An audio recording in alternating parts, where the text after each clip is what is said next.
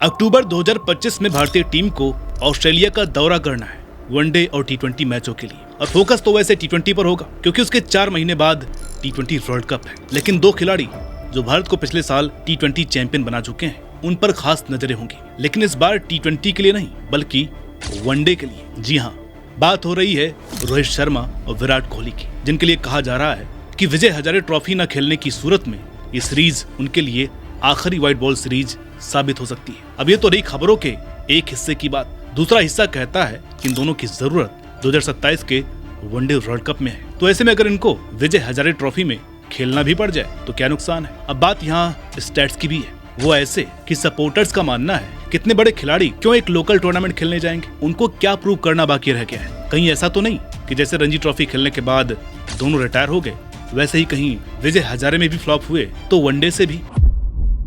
तो आइए आज इन दोनों दिग्गजों की 2027 तक वनडे खेलने की या नहीं खेलने की दोनों ही भावनाओं की संभावनाओं को अच्छे से देखते हैं और एक प्रैक्टिकल कंक्लूजन तक पहुंचने की कोशिश करते हैं। नमस्कार, मेरा नाम है अनुराग सूर्यवंशी और आप देख रहे हैं नारद टीवी। दोस्तों, वीडियो में आगे बढ़ने से पहले मैं आप लोगों से कहना चाहूंगा कि इस वीडियो को हाइप जरूर करें ताकि ये वीडियो ज्यादा से ज्यादा लोगों तक पहुंच सके। आपको कमेंट सेक्शन में जाना है, स्लाइड करना है, वहां पर आपको हाइप का बटन मिलेगा जहां से आप इस वीडियो को हाइप दे सकते हैं।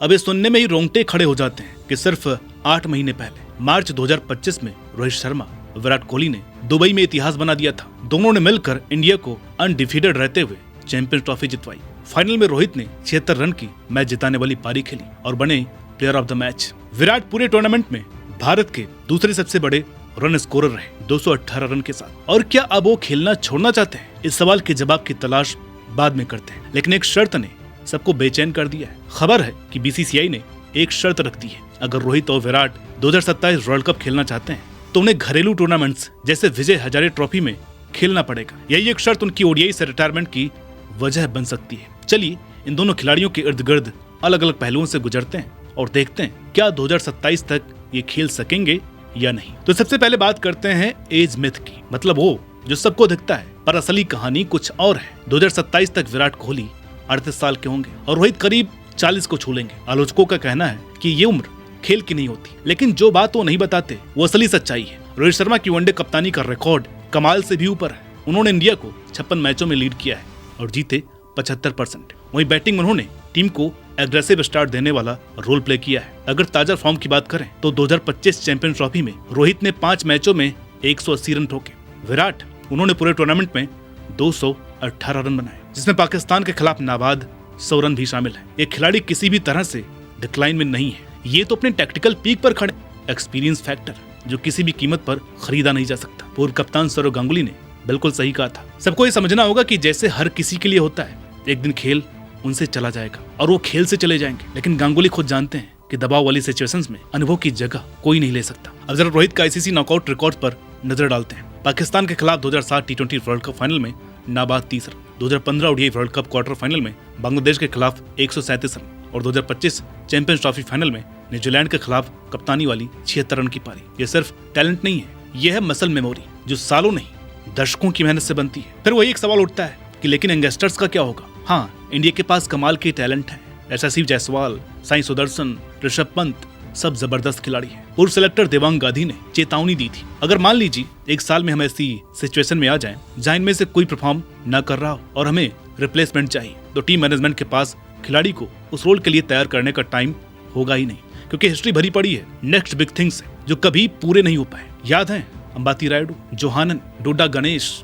ये इस बात की मिसाल है कि सिर्फ पोटेंशियल होना ही वर्ल्ड कप परफॉर्मेंस में तब्दील नहीं होता। अब आता है वो हिस्सा जो और भी चौंकाता है। रोहित ने हाल ही में लीडरशिप पर खुलकर बात की और गहरी बातें कही। उन्होंने कहा, मुझे 2011 वर्ल्ड कप के लिए सिलेक्ट नहीं किया गया था, मैं बहुत निराश था, लेकिन मैं बैठकर रो नहीं सकता था। मुझे पता है ये फीलिंग कैसी होती है, इसलिए मेरा काम है जाकर लड़कों से बात करना। ये इमोशनल इंटेलिजेंस, ये कनेक्ट करने की काबिलियत उन यंग प्लेयर्स से जो ऐसी निराशा झेल चुके हैं। तो क्या इसे एक रात में रिप्लेस किया जा सकता है? विराट का नजरिया भी उतना ही कीमती है। चैंपियंस ट्रॉफी के एक अहम मोमेंट पर उन्होंने कहा था, खिताब जीतने के लिए पूरी टीम को अलग अलग मैचों में आगे आना होगा। सिर्फ कलेक्टिव एफर्ट से ही खिताब जीत सकते हैं और ये वो फिलॉसफीज हैं जो सालों की जीत और हार से बनती है। अब आती है कड़वी सच्चाई, यानी 2027 तक इंडिया का रोड मैप। अब से लेकर तब तक इंडिया के पास सिर्फ 27 ओडीआई मैच शेड्यूल है, मतलब हर खिलाड़ी को लगभग 15 मैच सालाना। बिना सही मैच प्रैक्टिस के जो रिप्लेसमेंट बताए जा रहे हैं वो असली वक्त पर कैसे तैयार होंगे? और अगर बाई चांस रोहित और विराट 2026 तक अपनी पीक खोकर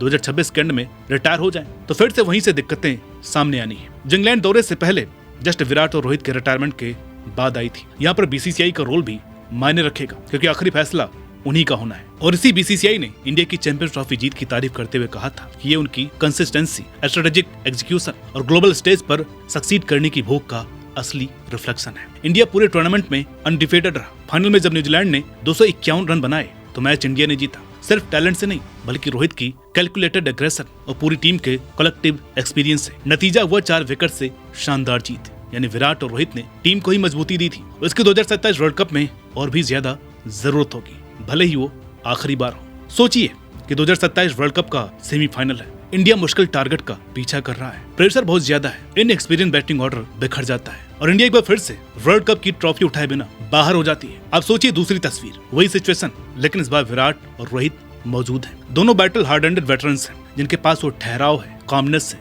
जो सालों के एक्सपीरियंस से आता है। अब आप बताइए किस सिनेरियो में इंडिया के पास बेहतर चांस है? तो इन सब बातों के बाद मैं इसी नतीजे पर पहुंचा हूं कि 2027 तक दरअसल रोहित और विराट के लिए परफेक्ट टाइम है, क्योंकि दोनों T20 से रिटायर हो चुके हैं और ओडीआई पर फुल फोकस कर सकते हैं। टेस्ट अभी छोड़ चुके हैं तो वर्ल्ड कप के लिए एनर्जी बचा सकते हैं। रोहित इंडिया को back to back ICC title दिला चुके हैं। रोको कॉम्बिनेशन पिछले एक दशक से इंडिया का बैकबोन रहा है। एक एक्सपर्ट ने बड़ी सटीक बात कही थी, किसी भी स्पोर्ट्स टूर्नामेंट में यंग और सीनियर खिलाड़ियों का हेल्दी मिक्स होना सही होता है। और यहाँ कीवर्ड मिक्स ही इंडिया को एक्सपीरियंस और यूथ में से किसी एक को चुनने की जरूरत नहीं है, इन्हें दोनों चाहिए। रोहित और विराट एक न्यू देंगे, टैक्टिकल माइंडसेट देंगे, प्रेशर हैंडल करने की क्षमता देंगे, वहीं यंगस्टर्स एनर्जी देंगे, फियरनेस देंगे, फ्यूचर देंगे। 2027 वर्ल्ड कप सिर्फ एक टूर्नामेंट नहीं है, ये शायद इन दोनों लीजेंड्स के लिए आखिरी मौका होगा अपनी लेगेसी को पूरा करने का। ये हमें T20 वर्ल्ड कप का जश्न दे चुके हैं, चैंपियंस ट्रॉफी की जीत दे चुके हैं और अनगिनत यादें दे चुके हैं। क्या ये डिजर्व नहीं करते जो अपने आधे अधूरे सफर को पूरा करें? सवाल ये नहीं है